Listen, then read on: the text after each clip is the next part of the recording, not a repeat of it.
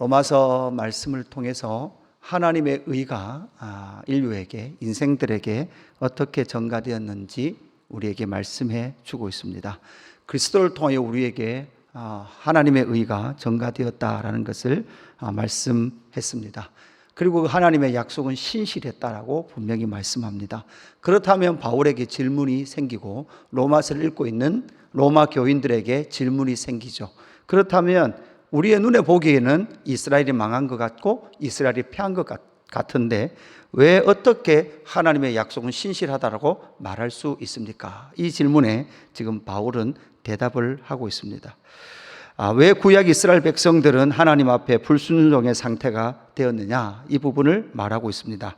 그래서 의의 법을 따라감으로 말미암아 율법에 이르지 못했다라고 분명히 말하고 있고, 하나님께 열심히 있었으나 올바른 지식이 없었다라고 그렇게 말을 하고 있습니다. 이러한 이스라엘 상태에 대하여서 그리스도는 어떻게 행하셨습니까? 10장 4절, 어제 본문의 결론이었던 4절 말씀에 보니까 그리스도는 모든 믿는 자에게 의를 이루기 위하여 율법의 마침이 되시니라, 이렇게 말씀하셨습니다. 그리스도께서 율법의 마침, 율법의 완성을 이루셨다라고 말씀하죠. 자, 그래서 이제 5절로 넘어오면서 우리 번역에서는 빠져 있지만 가르라는 그러므로라고 생략되어 있는 이 그러므로가 4절과 5절 사이에 위치해 있습니다. 그래서 5절이 그러므로 모세가 기록하되 율법으로 말미암은 의를 행하는 사람은 그 의로 살리라 하였거니와, 이렇게 말하면서 다시 이제 오늘 본문 5절에서 13절까지는요 구약 성경의 인용이 다시금 많이 등장합니다. 그리고 그 인용과 암시가 계속해서 반복되는 것이 5절에서 13절 말씀까지입니다. 우리가 로마서 9장, 10장, 11장이 좀 어렵게 느껴지는 것은 구약 말씀의 인용과 암시가 상당히 많기 때문에 좀 어렵게 느껴집니다. 이렇게 생각을 해보면 되겠습니다.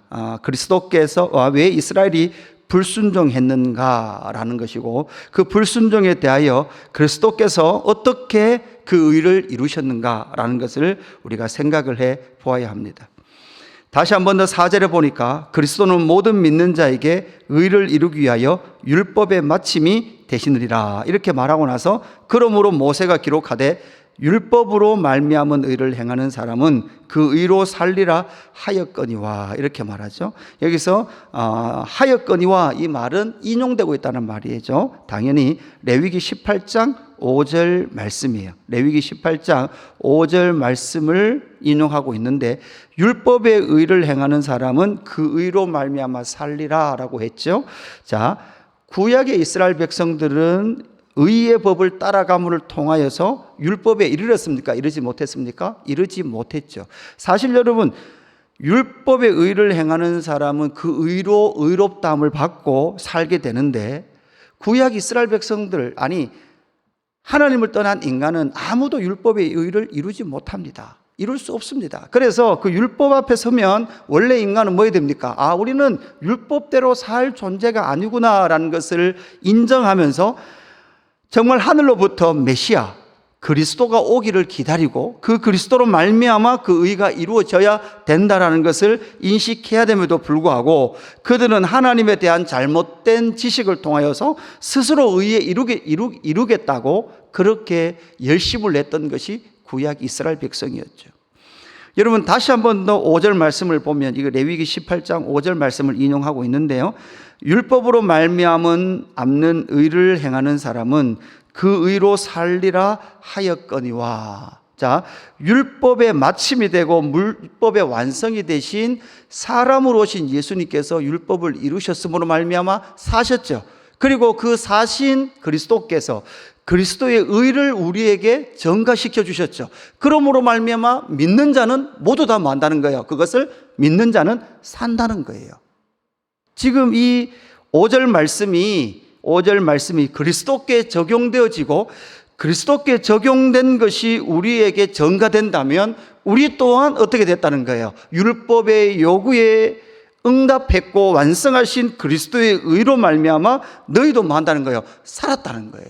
그것을 바울은 구약의 레위기 18장에서 이룰 수 없었던 구약 이스라엘 백성 역시도 이룰 수 없었지만 이루게 하실 그리스도를 기다려야 됨에도 불구하고 그 그리스도를 사모해야 됨에도 불구하고 하나님에 대한 잘못된 지식으로 자기들이 열심으로 그 일을 이루겠다라는 것은 진짜 생명, 삶으로 도달하지 못했다라는 것을 말씀해 주고 있습니다.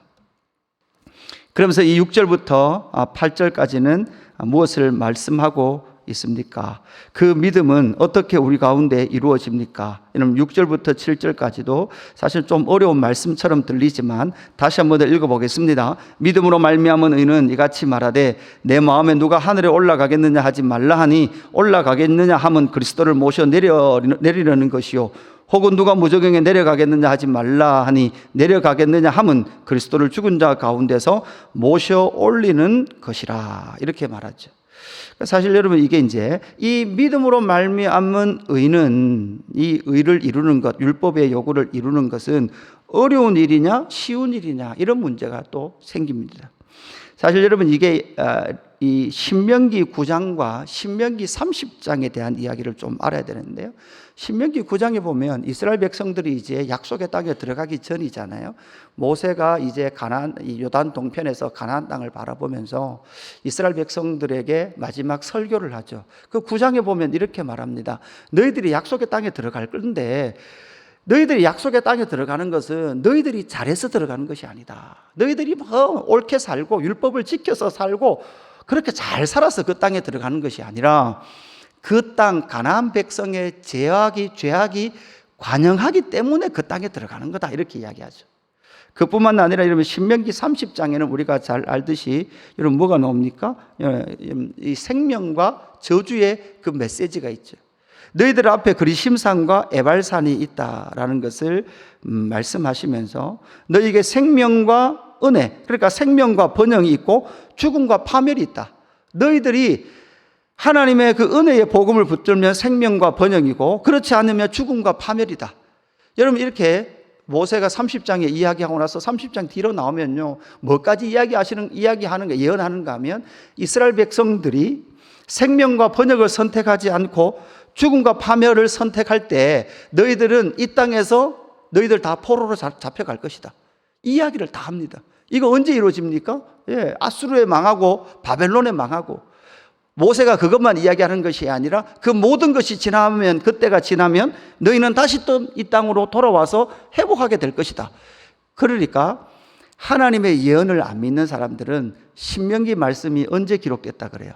신명기 말씀 기록 연대를 바벨론 포로 귀환 이후로 잡거든요.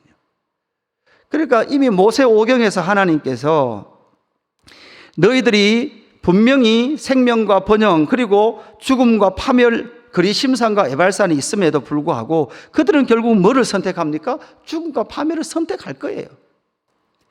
그런데도 불구하고 하나님은 뭐 하십니까? 그 이스라엘을 회복해 가시죠. 돌아오게 하십니다. 약속을 지켜 나가시는 것이죠.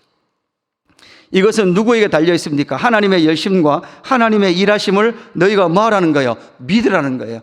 하나님의 열심은 무엇을 통해 나타났습니까? 그리스도를 통해 나타났습니다. 하나님의 열심의 극치는 그리스도십니다. 말씀이 육신이 돼 이 땅 가운데 오셨고 그 그리스도를 믿음을 통하여 그리스도가 그 의를 행하신 것을 믿음을 통하여 너희는 의에 이른다라는 것을 우리에게 말씀하셨죠. 그래서 8절 보면 이렇게 결론을 냅니다. 그러면 무엇을 말하느냐? 말씀이 내게 가까워 내 입에 있으며 내 마음에 있다 하였으니 곧 우리가 전파하는 믿음의 말씀이라. 그러니까 하늘에 올라가고 지옥에 내려가서 그 하나님의 의를 아는 것이 아니라 지금 바울이 전파하고 있는 이 믿음의 말씀을 통해서 너희 가운데 믿음이 생길 것이다 라고 말씀하고 있죠. 그래서 우리가 너무나 잘 아는 그런 다음에 이 9절 10절 말씀이 우리에게 주어지고 있는 것이죠.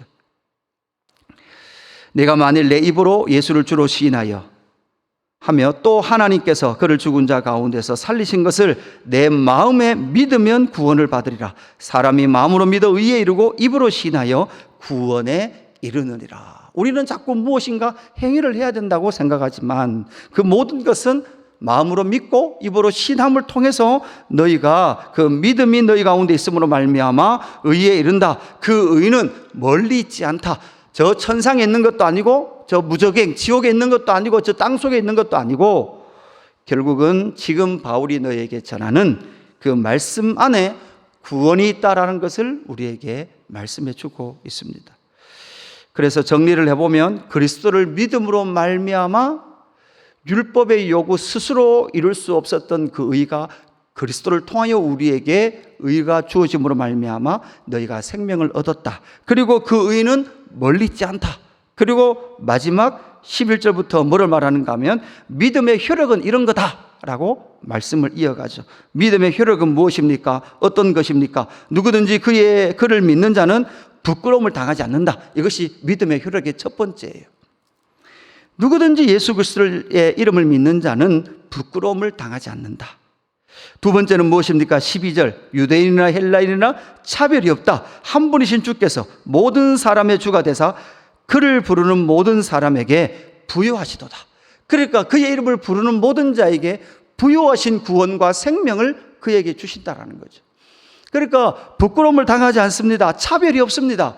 차별이 없습니다. 유대인이나 헬라인이냐 혈통을 따라 남녀를 따라 이 땅에 나오는 재산의 부유함이나 가난함을 따라가 차별이 있는 것이 아니라 아무런 차별도 없이 누구든지 그의 이름을 부르는 자는 구원을 얻게 하시는 그 하나님의 부유하심이 복음의 효력이다 라는 것을 우리에게 말씀하죠.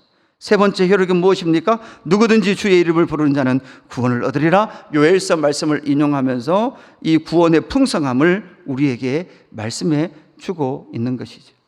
그래서 오늘 이 5절부터 13절 말씀까지 인용이 많아서 좀 어렵다고 생각할 수는 있지만 그러나 잘 정리를 해보면 왜 이스라엘이 불순종 가운데 있었는가라는 것을 어제 본문에서 딱 설명하고 이스라엘의 결국은 불순종이었지만 그리스도께서 이 땅에 오셔서 율법의 요구를 성취하시고 마침이 되심으로 말미암아 그 율법을 이루신 것을 구약 이스라엘은 이루지 못했으나 그리스도께서 이루셔서 우리에게 그 의를 어떻게 해주셨죠? 전가해 주심으로 말미암아 우리도 그리스도도 사셨고 우리도 어떻게 됐어요? 살았어요. 우리가 율법의 요구를 이룬 게 아니에요. 그리스도께 이루셔서 우리에게 주셨어요. 그렇게 된 우리는 그 믿음을 알기 위하여 그 구원을 알기 위해서 하늘에 올라가거나 땅속에 들어갈 필요가 없다. 왜? 바울이 전하는 이 말씀을 너희가 듣고 마음으로 믿고 입으로 신하면 너희는 구원에 이른다.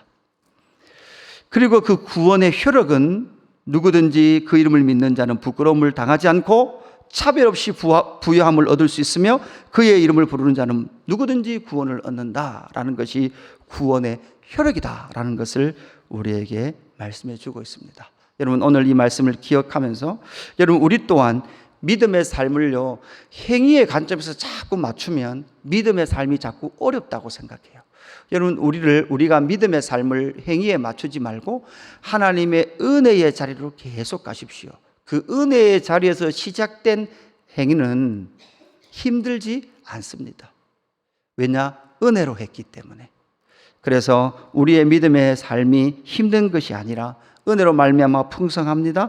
은혜로 말미암아 은혜의 하나님으로 말미암아 우리에게 주신 구원과 그 삶이 부유합니다라는 것을 고백할 수 있는 저와 여러분의 삶이 되기를 주님의 이름으로 축복합니다. 기도하겠습니다.